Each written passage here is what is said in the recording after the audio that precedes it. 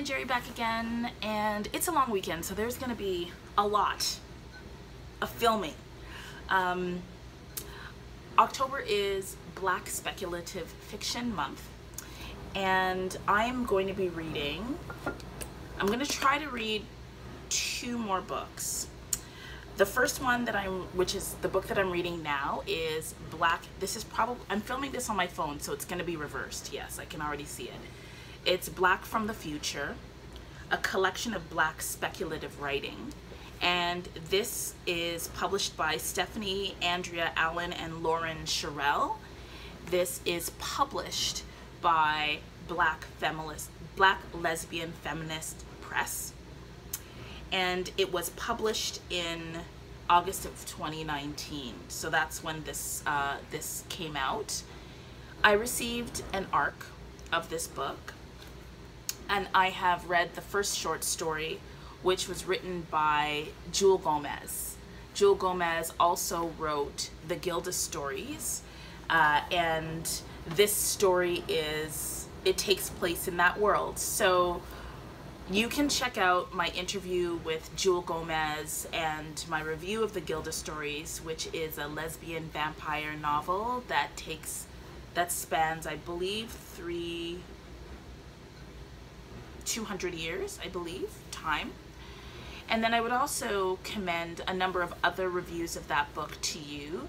So Priscilla at Bookie Charm reviewed it, and I believe there was another review of it, and I don't remember her channel name, but I'll try to put them down below. Anyway, Jewel Gomez wrote the first short story in this collection, and I loved it. That story is called Carmel, 1864, and it takes place in the home of a family in Maryland in 1864, which was around the time of emancipation, where formerly enslaved Africans living in the US were traveling north to safer places. And the setting of this short story is the home of a small family, a father and his daughter, who take in people who have escaped slavery and are traveling north. And one day, a woman and her daughter show up on their doorstep, and they take them in, and they learn some things about their journey and where they are headed. So there's some mystery there, there are supernatural elements, and it was just a beautiful story told from the perspective of a little girl. So yes, it's just such a nice start to the collection. I would rate this story 4.5 out of 5 stars. So what I'm hoping to do is just do a little bit of a reading blog and vlog, and check in after each short story and let you know how I liked them, because it's kind of hard to rate a collection of short stories written by a whole bunch of different people. It's hard to rate that because obviously lots of people contributed to it. This edition, the ARC doesn't have an intro, and it doesn't have any kind of explanatory chapter that tells us how these stories are linked together. So perhaps instead of doing a 7 calorie shell review, what I might do is talk about how the stories might link. So this is it. I will see you the next time I review a story from this collection. Have a great day. Hey everyone. Okay, so I have finished reading the second story. It is called The Night Has No Eyes, and it's written by Kivel Carson. So in this story, I think this person is in their 20s. They're driving down a highway in the south, and they are in the south of US. They're a black person, and they have a flat tire, and they walk into a store to try and get some help. And after that, ish gets real. I really enjoyed this story. It had if I tell you any more, I mean, these are short stories. It's not like I can tell you a lot because they'll just be spoilers. But something special happens when they ask for help. And I don't know, sometimes when I read short story collections, it can be a little bit difficult to figure out what ties the stories together. But there is something between story 1 and story 2. There's some common elements that I appreciate that may or may not thread through the rest of the stories. One of the common elements is this sense of how we interact with Black strangers, and the idea of being strange, which I think from a speculative perspective, dealing with the strange and Black as strange is interesting to me, because I think being an other is a common experience for Black folks, and these stories explore how we deal with others and how others deal with us. So the second story, I also would give it a 4.5 out of 5, and I'm really enjoying reading this collection. See you next time. Hey everyone, so I've read the third short story, which is The Seam Ripper by Alma Lavon Rice, and I would say that it had the appropriate amount of weird in it. I don't exactly understand what's happening, and I usually have a problem with stories that are like so out there that I can't really follow.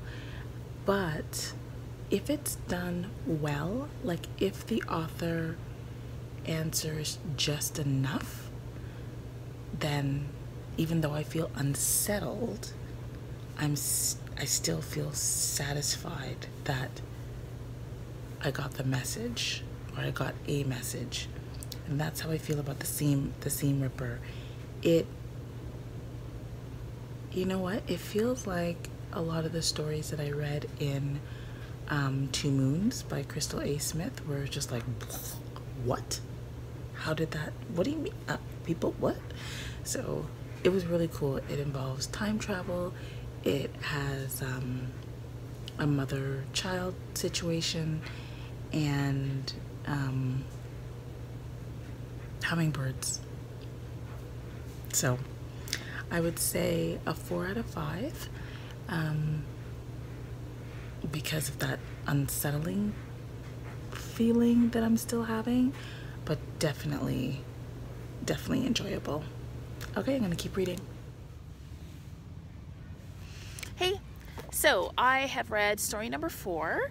It was written by Lauren Sherrill, who is the co-editor of the book, and it's called Exodus. And this story is really brief. It is a near future speculative work, and it is told from the perspective of a Black teenager who is female identified and queer, and it takes us to a world where the society is trying to deal with the idea of assisted death. So there are a lot of different interests at play, the church and different political groups, different movements, and yeah, really, it was interesting. I gave it a 3 out of 5 because I wanted a little bit more development of the characters and development of the world. But I guess with short stories like this, part of the goal, I guess, is for us as readers to want more from the story, to want a full-length novel, to want the world to be fleshed out. So if this was a concept story, I'm definitely in for it, and I want more. I want more, damn it. So very good, 3 out of 5. I'll see you at the next one. Bye. So I just read Miss Beulah's Hairstyling and Life Change Salon, and it was a 5 out of 5. It was like Lizzo's Good as Hell video meets Aladdin with a little bit of like goddess activity. Wonderful, loved it, 5 out of 5. Hey everyone, so I am on my commute, and I wanted to talk about the next story that I read, which is called Future Martyrdoms by K.E. Belle. Really interesting, very short story, space opera with queer and non-binary rep. What can I say about this one? I gave it a 3 out of 5 stars because I felt that the world building could have been more powerful, although I really did appreciate the theme. So it sort of asks the question, what would happen to, you know how space operas are almost always about folks going to different planets and then colonizing those planets? Well, would queer folks of color do that differently, right? So if given the opportunity, would they as well go to these planets and destroy them or colonize them? What other options might be available? And because it asked that question, I really enjoyed it. Okay, I will see you for the next story. Commute, and I just read 2 poems by Vernita Hall. One is called Nightcrawler and the other is called Tidal Wave. I'm not going to review them because I am not really good at reviewing poetry, but I think it's really cool that poetry was included in this collection. And if you end up reading it and you like poetry and you're good at reviewing poetry, I'd be really interested in what you have to say. Story number 9 is called Luna 6000. It's written by one of the editors of the collection, which is Stephanie Andrea Allen. 5 out of 5 stars for that story. It asked the question, how far will we let our smartphones go in regulating our lives? So really interesting, spooky, queer, futurist. Really enjoyed it. I gave Luna 6000 5 out of 5 stars. Hey everyone, so I just read The Eye of Heaven by Nicole, Skarner, another 5 out of 5 stars for this. I think that this story asks the question, what is the special je ne sais quoi that black women have, and what would happen if the world was without it? Just really interesting, atmospheric, funny, and creepy. So I absolutely loved it, and the ending was awesome. I've just finished reading After School Special by Tahitiya Green, 4 out of 5 stars. This tells the story of Maggie, who has a challenging encounter on her way home from school. Really good, fast-paced, takes a wild turn. Totally loved it. It's very cold, so I have finished 2 more stories. Therapies for World's End by Stephanie Cox. I gave that a 4.5 out of 5 stars. It was beautiful, poetic, abstractly written, and I think it asked the question, you know, what do we need to do when we need to heal? And I would actually like to see that as a novel-length work. And then I also read Carolina Anole by M. Shelley Connor, and I gave that a 4 out of 5. That was a quirky short story that gave me Get Out vibes. And I'm not exactly sure, like the ending was pretty mysterious. I'm not sure what actually happened, but the 2 possibilities are both pretty creepy and funny and cool. So really enjoyed them. So far it's looking like I'm trending at least 4 out of 5 stars for each of these stories, and I've got 2, 4, 6, 8, 9 left, so we'll see how it goes. Hey everyone, so I am back at Famous Last Words because I love this place and because I'm grown. I have read 2 short stories in the book. The first one was Cromartie Street by Morgan Christie, and I really liked this one because it involves flying and gentrification and natural hair, so that was really cool. And then Some Far Off Frivolous Galaxy by Layla Green, I finished that one too, and I liked it because it was a story that combined reparations with the discovery of new planets.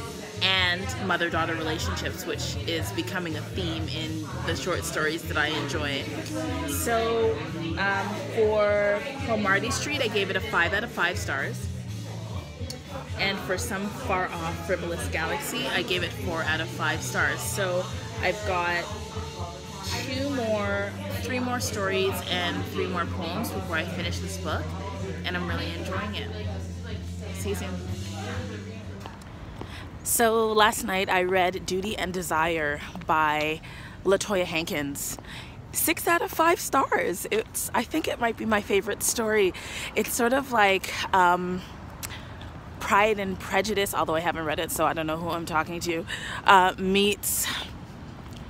No, it's got like a little Gilda Stories kind of feel to it. It's got a little like lesbian steampunk situation. Anne of Green Gables meets steampunk meets black people. I don't know. It was just really good. Oh, 2 more stories left and I'm feeling a little bit sad. Do you ever feel sad that a book is about to end and you know, it's like the relationship is moving on and the wonderful times that you spent together will soon be a thing of the past? I'm feeling that. Anyway, 3 more stories or 2 more stories. Have a great one. Okay, so I just finished Flyover by Maya Huffley. 7 out of 5 stars. It is an interesting take on the flying Africans trope. So beautiful. I almost cried myself on the subway. One more story and 2 poems. Hi everyone, welcome back to Onyx Pages. So I have finished reading Black from the Future and I loved it. So I have some statistics for you. So there are 16 short stories and 4 sets of poems in this collection.